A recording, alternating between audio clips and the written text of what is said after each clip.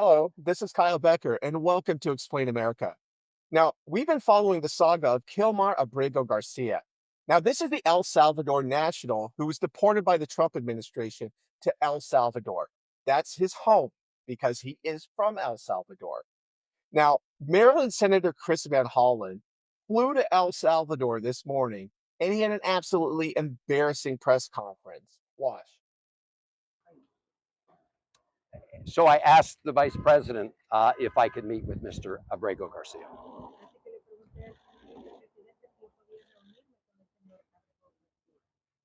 And he said, well, you need to make earlier provisions to go visit CCOT. Now, just as a recap, he could not meet with El Salvador's president, Nayib Bukele, nor could he have a phone call with Kilmar Abrego Garcia. So this was a giant waste of time, and it was a terrible photo op. But it gets even worse. There are bombshell documents in this case that shows this is going to be a colossal backfire against the Democratic Party. But before we get to that, would you please do us a favor and comment, like, or join Explain America? That's a tremendous help for us to get out common sense journalism on these kind of stories to the American people. Now, for some idea about Van Hollen, he voted against the Lake and Riley Act. He walked out of a Trump address as he was about to bring in parents of slain children by criminal aliens. Well, Attorney General Pam Bondi drops huge documents that adds further embarrassment to this terrible Maryland senator. This man, who Van Hollen flew to El Salvador to try to free and bring back to America, is shown in these 2019 documents to be an MS-13 cartel member. This has been designated as a terrorist group by the Trump administration. They murder, they rape, they pillage, they traffic fentanyl, they engage in human trafficking and the worst kinds of atrocities around the globe.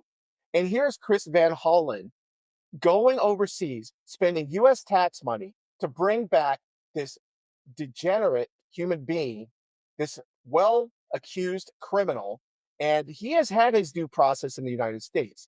If you look at these 2019 court documents, it proves that he admitted to being an illegal alien. He is a citizen of El Salvador. He was never granted asylum status. He was deported back home to El Salvador. Now, even worse, he hung around with known MS-13 gang members. You don't just hang out with MS-13 gang members if you're just an average person in the United States. But the Democratic Party tries to act like Donald Trump is interested in just deporting random Americans to foreign countries such as El Salvador. This is a complete bogus story, and they need to just drop this narrative before it gets even worse for them. Now, this man, Garcia, wore Bulls gear. Now, why is this important? He's not from Chicago. He probably doesn't even know anybody on the Chicago Bulls outside of Michael Jordan. But this is a known gang sign of MS-13 outside of Chicago. Worst of all, his fiance, not his wife, Jennifer Vasquez, filed for protective custody. Bombshell documents show Jennifer Vasquez was afraid of getting beaten, punched, grabbed, and bruised by Garcia. So it looks like the Democratic Party is going to bat for a wife beater. Nice. Vasquez misrepresented Garcia as the father of all three children when it has only been shown he has fathered one.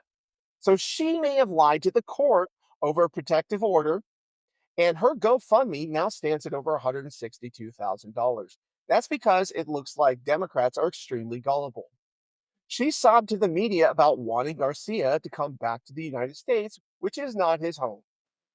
Today is 34 days of after his disappearance, and I stand before you filled with spirit that refuses to bring down.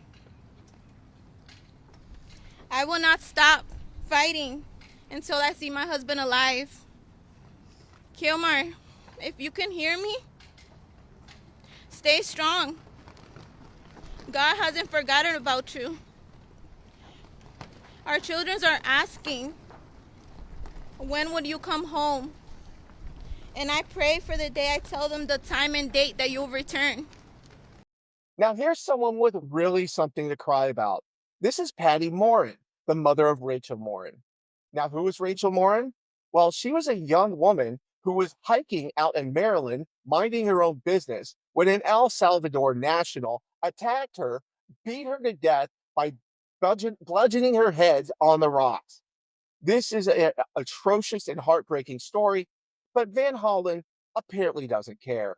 He posted nothing on social media as far as anybody knows, and as according to Patty Morin, never reached out to her, never asked her about Rachel or her death or what he planned to do to protect Maryland citizens from people like, I don't know, Kilmar Abrego Garcia.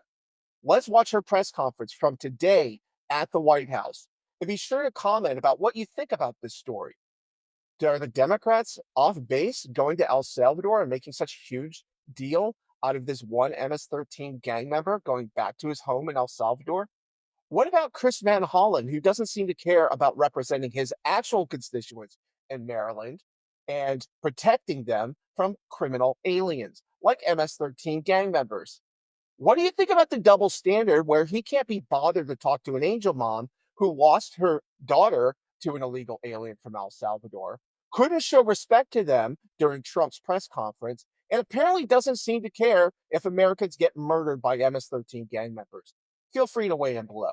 Thank you for your time. This is Kyle Becker at Explain America. To have a senator from Maryland who didn't even acknowledge or barely acknowledged my daughter and the brutal death that she endured, leaving her 5 children without a mother and now a grandbaby without a grandmother, so that he can use my taxpayer money to fly to El Salvador to bring back someone that's not even an American citizen. Why does that person have more right than I do, or my daughter, or my grandchildren? I don't understand this.